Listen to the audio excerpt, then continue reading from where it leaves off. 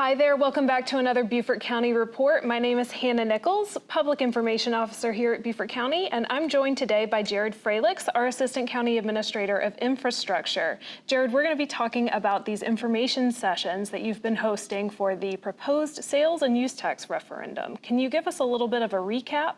Yeah, absolutely. So we had 4 sessions that we're taking throughout the county, the different parts of the county.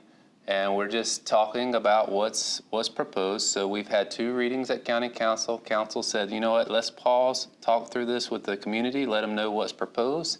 If there's any things that we hear, then we have time to adjust before we do a 3rd and final reading. So we've gone throughout the county and basically talked about the different elements. There's some specific projects and then some program projects and what that entails, what the collection time period is, and how much do we anticipate collecting.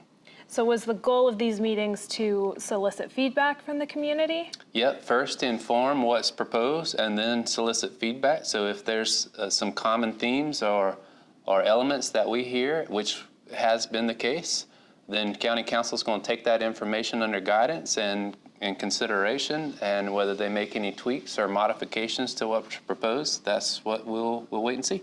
Okay. What would you say some of the key takeaways would be from these meetings for the public? Yeah, so one is the timeline. So what's proposed is a 15-year, $1.625 billion program. 15 years is a really long time.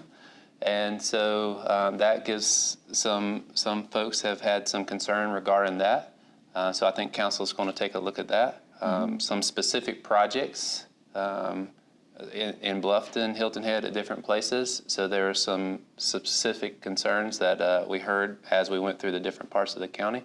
So I think council will come take a look at that as well. So those are probably the 2 biggest takeaways we've heard. Okay, but how would this sales and use tax referendum kind of help the community? Is there a resilience factor built in? Yeah, so one, just general roads and safety. So there's a lot of projects that are focused towards safety, whether it's an intersection or a turn lane or different variations there. But as far as resiliency and hurricane, there is a component in there specifically for resiliency. So obviously we're in a low-lying area. Some of our roads flood repetitively or during a hurricane or our storm surge. So if there's ways that we can either raise those grades or replace a bridge, so there are factors for that, as well as evacuation routes. Okay. Now, I hate to be the one to do it, but I have to ask you the billion-dollar question. Sure. Will this referendum make my taxes go up? No. So this is a tax replacement. So currently we have a 7% sales and use tax. So there's 6 cents by the state, and we have 1 local sales tax, which is our green space tax. That tax will expire at the end of this year.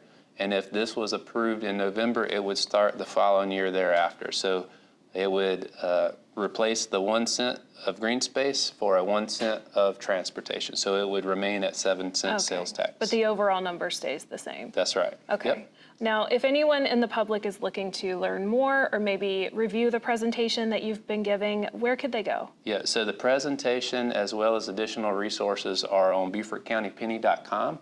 And you can check out both the proposed sales tax as well as the status of the existing 2018 sales tax projects. Well, that sounds very informative, and we look forward to seeing what the community and council kind of come together and decide on. Thank you so much for your time today, Jared. Sure, absolutely.